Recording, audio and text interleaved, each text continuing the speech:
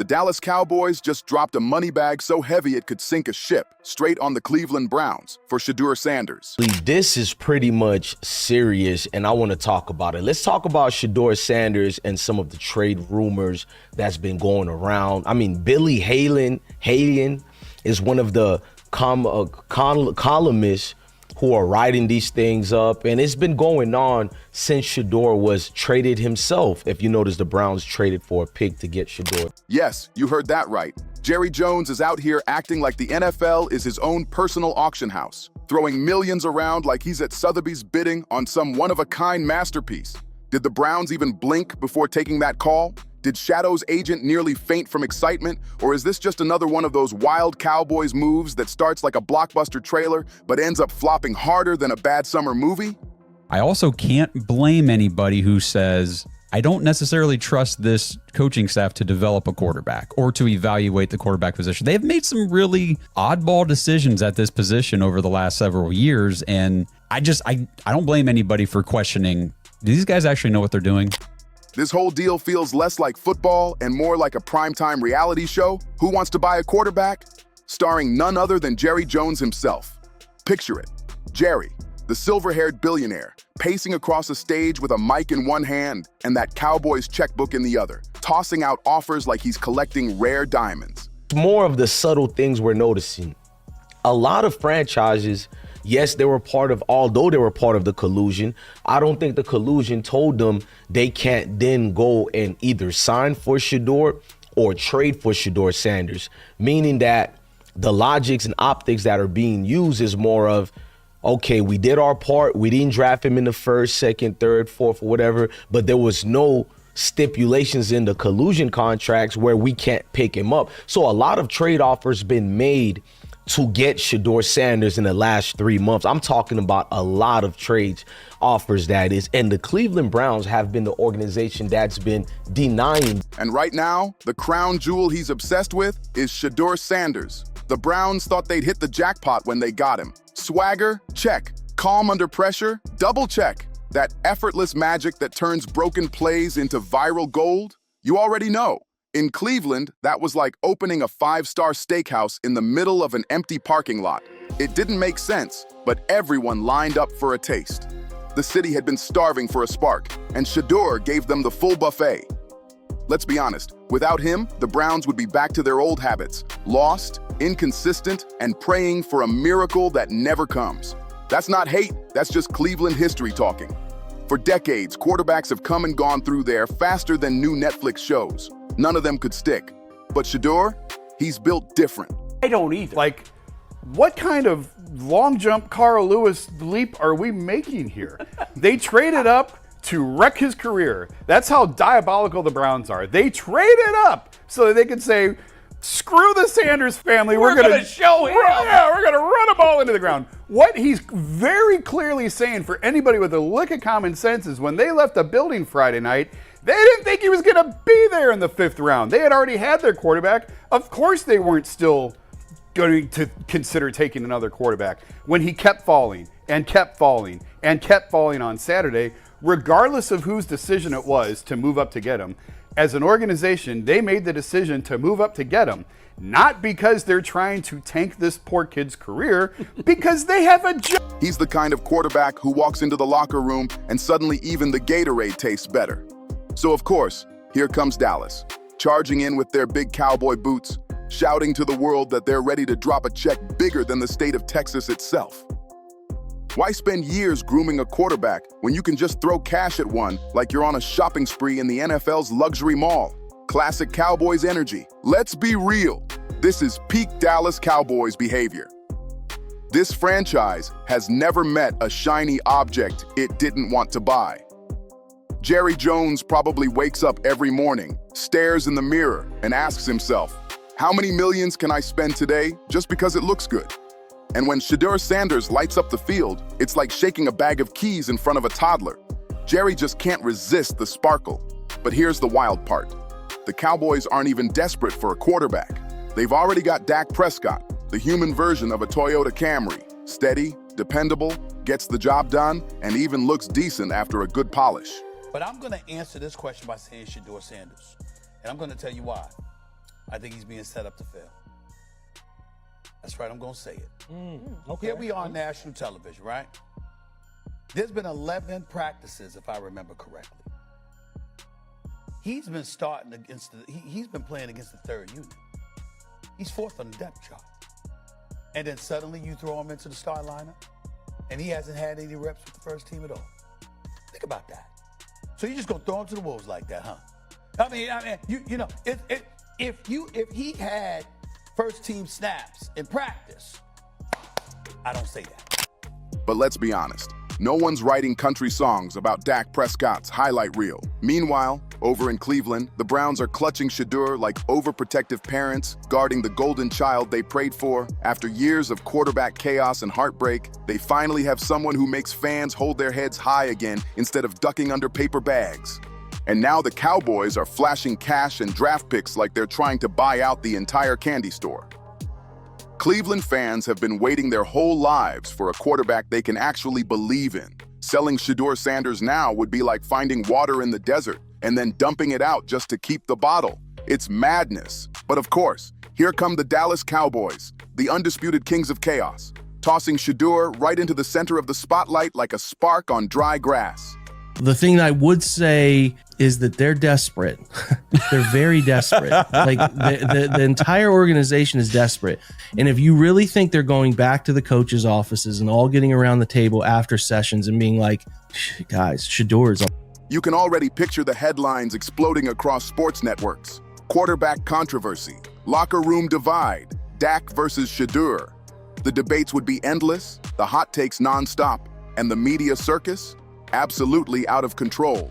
Dak Prescott wouldn't just be glancing over his shoulder, he'd be building a full-on panic room inside his locker. And Jerry Jones? Oh, he'd be soaking it all in like it's his favorite reality show.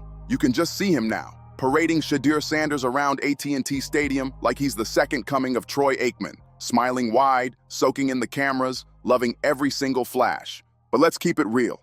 This isn't just about football. This is about ego, power, and spectacle. I'll be honest about Shedeur. I think the plan is to destroy his stock. Not drafting him would have been too direct. Draft him to a crowded QB squad. Don't give him any reps. Make up a reason to not start him. Keep him on the bench or cut him. The last thing teams want is for him to shine and make them look stupid for passing on him. The Browns owner clearly separated himself so that he wouldn't be on the wrong side of the black ball. Whoever this is said this perfectly. So don't be surprised when they try to play it out. The Browns are clawing to hold on to their slice of relevance, and the Cowboys? They're out here trying to buy back the glory days that left them decades ago. Meanwhile, Shedeur just wants the ball in his hands to prove once again that when opportunity knocks, he doesn't just answer, he kicks the door clean off the hinges. For Cleveland, holding on to Shedeur Sanders is like a broke college kid holding on to their last pack of ramen. You're not giving that up for anything. But here comes Dallas, tempting them with a 5-course feast. Steak, lobster, dessert stacked high like a Vegas buffet. Still, Cleveland knows better. They've been burned too many times before. This franchise has gone through more quarterbacks than the Kardashians have brand deals, hype, heartbreak, and rehab on repeat. Then suddenly Shedeur shows up, the one guy who doesn't ghost them after 3 games. So yeah, they're holding on tight because for once, they've got something real. But Jerry Jones, he's not the type to take no for an answer. The moment Shedeur Sanders steps on that field, you just know Jerry Jones has the Browns front office on speed dial, calling before breakfast, probably with a fresh offer hotter than Texas asphalt. The Cleveland season ever not gotten really weird? Yeah, I mean, what does that mean? I don't know. Does that mean Flacco and we already know he's the third quarterback. So what? Nothing weird has to happen. The first 2 quarterbacks got to get hurt or be terrible. Yeah, that's. And then he'll get a chance. That's what she means, I think. Yeah. So, but who didn't know that already? I think we all knew that. Yeah. I don't know. I don't know why that's a news story. Because it makes. I mean, she's the first person to put it in print where she says he's not playing this year. But he's going to play this year, I assume, because I don't think these guys are going to make it through the season. Joe Flacco, no way he's going to make it more than 4 or 5 weeks. It seems very unlikely. How about 3 first-rounders and a truckload of Texas brisket? You can almost hear him saying. And if that doesn't seal the deal, you can bet the next offer will come with naming rights. Welcome to Jerry World 2.0. That's classic Jerry.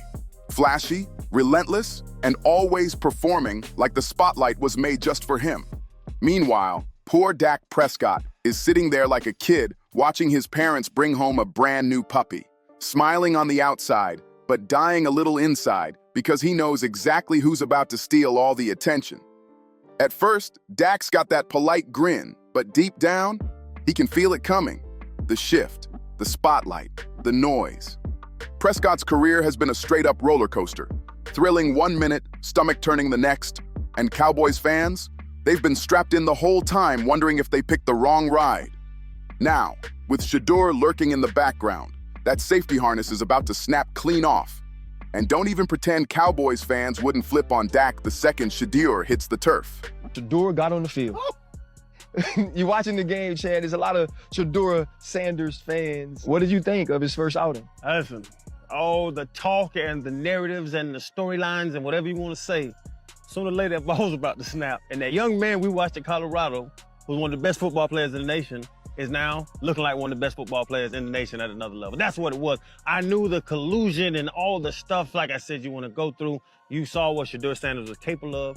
We all knew what Shedeur Sanders was capable of, and he's going to show that he should start there. This fan base demands a Super Bowl every single year. Even though the last time they actually won one, Blockbuster was still renting out VHS tapes. These fans aren't patient, and they're definitely not forgiving.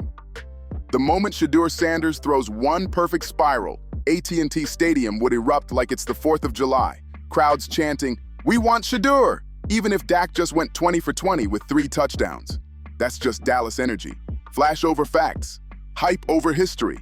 And let's be real, Shedeur's got the full package. Style, swagger, spotlight, all waiting for him on a silver platter. Endorsements already lining up. Commercials locked in, late-night interviews probably booked. He'd be the first quarterback in history with his own cologne line before his second season even starts. That's the power of the Cowboys brand. It turns every rumor into a marketing campaign. But back in Cleveland, chaos would explode. Imagine freezing through a brutal Ohio tailgate only to watch your team trade away the one quarterback who finally stopped making you cry into your beer at night. Fans wouldn't just be upset, it would be a mutiny. We all didn't expect this, of course, but I feel like with God, anything possible, everything possible. I don't feel like this happened, for no reason. All this is of course, fuel to the fire. And under no circumstance, we all know this shouldn't have happened. But we understand we're on the bigger and better things. Tomorrow's the day. We're going to be happy regardless. Legendary. Sure, those draft picks might sound tempting, but let's not sugarcoat it. Draft picks are like scratch-off tickets, shiny, cheap thrills that usually turn out to be duds. And if Cleveland gives up Shedeur Sanders for a handful of those, they'll regret it every Sunday for the next decade. Dallas is out here trying to sell those draft picks like they're bars of pure gold, while hiding the real treasure in their back pocket, Shedeur Sanders. Now just imagine the chaos if Cleveland actually folds under pressure. Shedeur heads to Dallas, and the Cowboys unleash him like a secret weapon ripped straight out of a blockbuster movie.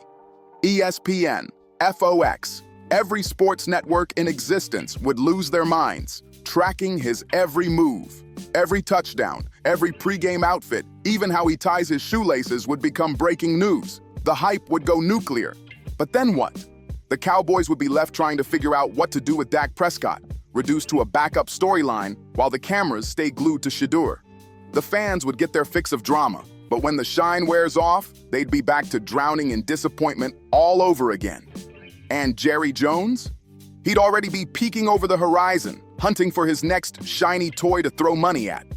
Meanwhile, the Cleveland Browns would finally have a shot, a real shot, at building something that's been nothing but a dream for decades, a true dynasty. Him to be the security blanket, which is what you brought him there for to begin with. You didn't bring him there to lead the Browns. You brought him to be a security blanket in the event that you couldn't find somebody else who could do it. That's why people in Cleveland were looking at it last year. Why the hell isn't he here last year? What the hell you let him get out the door for before you ultimately brought him back after the season he had a couple of years ago? But I do think it's important to bring this one nugget up. I'm looking at the average time to throw for a quarterback last year in the National Football League. Dan, correct me if I'm wrong, but I think it was like at 2.42 to 3.14 seconds, if I remember correctly, based on what I read. Sure. The average time that Shedeur Sanders had to throw the other night was 3.48 seconds. And the reality is that in the National Football League, you know this better than me, Shefty. Obviously, you do too, D. That's the kind of hope this city hasn't felt since the 1960s.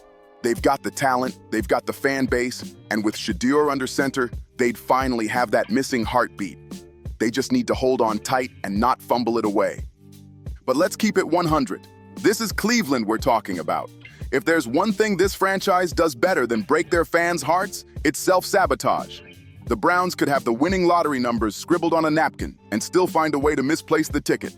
Keeping Shedeur Sanders should be the easiest decision they've ever made, but with Cleveland's luck, you half expect them to trip over their own cleats trying to do it. The craziest part? Shedeur can't lose in this whole circus. No matter where he ends up, he walks away looking like the winner, and everyone else just looks like background noise in his story. If Shedeur Sanders stays with the Browns, he's the savior of a cursed franchise, finally dragging them out of decades of heartbreak and showing Cleveland what real hope feels like. But if he takes that leap to the Cowboys, he instantly becomes the NFL's next megastar, front and center under the brightest lights in all of sports. Either way, Shedeur's got the upper hand, and both sides know it. Dallas is desperate to prove they're still a championship powerhouse, that America's team isn't just a tagline from the 90s. Meanwhile, Cleveland's out here fighting to prove they can actually build something real, something fans can believe in without needing therapy by week 10. And right in the middle of all this madness stands Shedeur Sanders, cool as ice, unbothered, and fully aware that no matter which jersey he's rocking, the cameras will chase him, the fans will scream his name, and the headlines will never stop. This man doesn't just play football, he owns the moment. Make sure you subscribe, like, share, and drop a comment, because this drama's just heating up, and you definitely don't want to miss what happens next.